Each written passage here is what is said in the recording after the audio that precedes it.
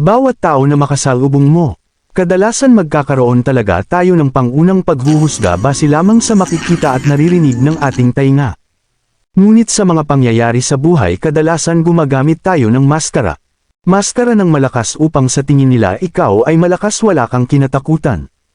Hindi ka magpapatalo at magpapaapi, ngunit sa loob mo pala ay parang gusto mo nang sumuko sa mundo dahil sa bigat na pasan mo. Mayroon ding nagsusuot na masayahin na maskara sa harapan ng ibang tao upang sa tingin nila wala kang problema. Lahat natatawanan mo lang, o ang hindi nila alam tinatago mo lang ang iyong tunay nararamdaman. Para sa taong nakapaligid at nagmamahal sa iyo. Kaya kaibigan, pilitin mong maging mabait. Kahit mainit na ang ulo mo sa mga problema mo. Baka ang nasa harapan mo mas doubly pa ang pinapusang problema kaysa sa iyo.